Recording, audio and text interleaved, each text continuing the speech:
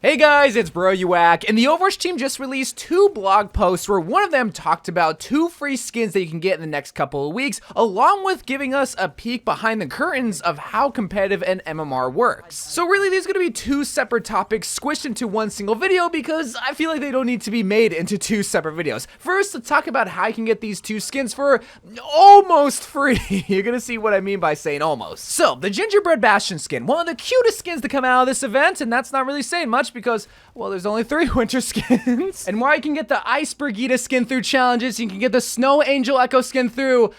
Actually, they haven't sold that skin for whatever reason. The way that you get to the Gingerbread Bastion skin is through one of the most unique ways Blizzard has ever sold a skin, and I don't know how they're gonna stay afloat after they sell this skin for only 1 Overwatch 2 coin. 1 single coin is how much you can get this skin for. You can buy this Gingerbread Bastion skin for 1 cent. Blizzard heard our cries and is finally changing the price of skins in Overwatch. They're not changing the price of skins after this. Well, we would love to see future Overwatch 2 skins cost only 1 cent. I mean, hey, we can stay optimistic, but let's also be realistic here. Blizzard ain't gonna do that. So at least in the meantime, during this holiday promotion is what I'll call it, they're gonna be selling this Bastion skin for only 1 single Overwatch 2 coin up until January 2nd. So if you're an Overwatch 2 player that only plays like once a month, that still hasn't completed a weekly challenge, which that's the way that you get 30 free Overwatch 2 coins, then be sure to do that because, well, this is a great skin that you get for almost for free. Almost. And while it's blatantly obvious, to answer the question for the people wondering why don't they make skins cost only 1 cent moving forward,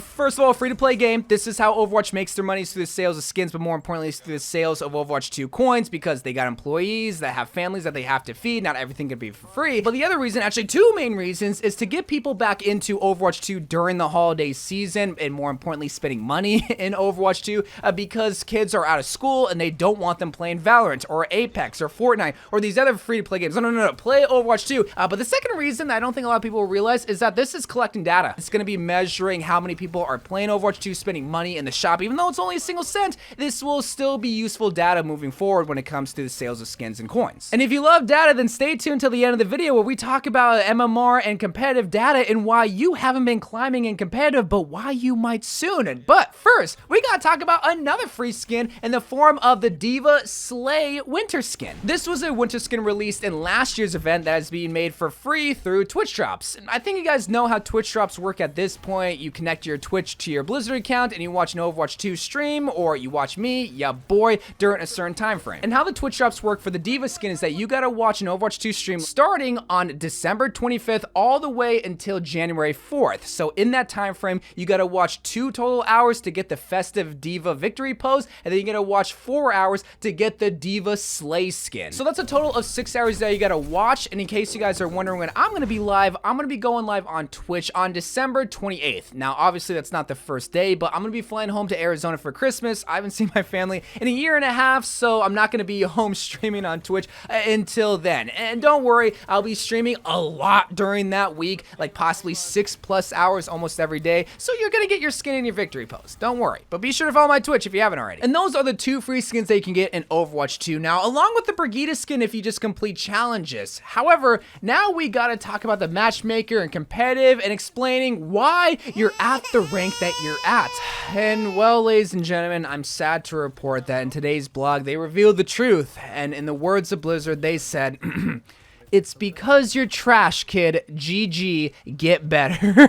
So this blog post is in response of everybody's reaction to seeing their rank completely fall off at the beginning of Season 2. And this blog post is here to comfort you in your time, and it's saying, hey, it's okay, little baby, because word to Stylosa, rank doesn't matter. I'm not even kidding. That's what this blog post is basically saying, hey, you might have dropped in rank, but it doesn't matter because your MMR is still the same. And for those that don't know what MMR is, according to Blizzard, MMR is a numeric value to describe your skill relative to everyone else, but it's not an absolute value. So basically, it's an invisible algorithm that measures everything that you do within a game. How much kills you get, how much objective time you have, how much healing you do, like literally everything it's accounted for, and it spits out your skill tier. And that really is the part that we all worry about, but Blizzard is basically saying, don't worry about that. But that's stupid, because what they're saying is that even though though the skill division, the skill tier is forever changing drastically, your MMR is not changing drastically. Yes, it changes after every win and every loss, and technically after a long period of not playing, but don't worry, it's not drastically changed. You don't gotta worry, but we don't care about that. We don't care about the invisible algorithm. We care about the shiny little medal that's next to our names. Or I guess next to our profiles, because now it's not even next to our names because they've done such a good job of hiding that too.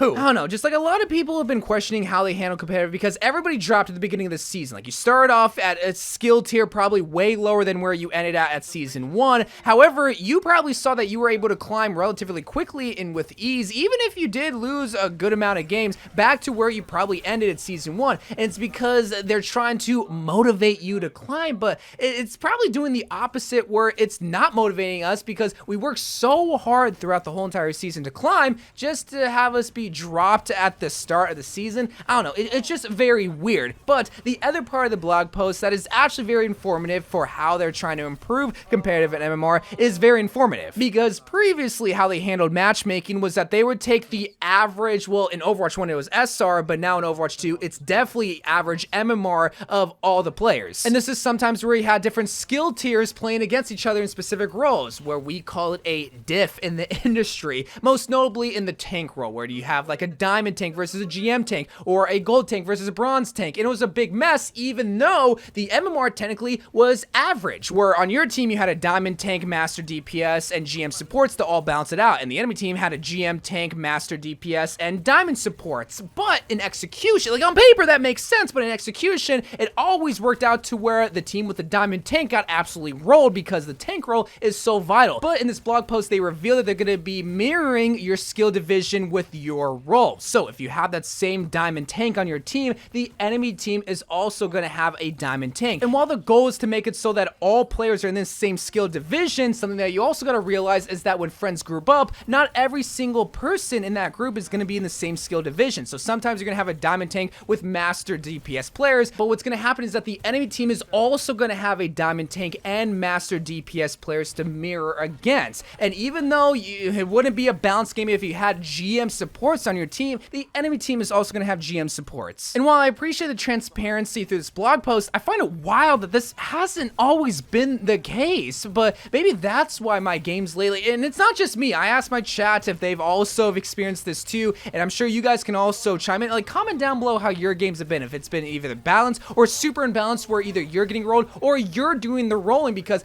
I've had it to where it's been both, where I just roll all day every day, and while I love those games, I've had days where I'm the one just getting constantly rolled, and both don't feel fun because, well, this isn't competitive, this isn't a competition, this is just literally a slap fight, and I'm either against a 6-year-old or I'm against Mike Tyson. So while I think that volatility was due to their old system, I'm hoping that will be fixed in the up and coming seasons, because man, competitive just blows right now. But in terms of everything else, Blizzard is doing a decent job with at least communicating. Hey, we won this for a long time, and they're finally communicating with us. Like beforehand, they wouldn't have told us what they're trying to improve with matchmaking competitive. They just would have been like, sucks to suck, we're fixing it, but we're not going to tell you what we're fixing, we're just going to fix it. So hopefully we can get more communication like this, because I love to see it. But anyway guys, I love you guys, thank you guys for watching. More Overwatch 2 videos to come, and bye.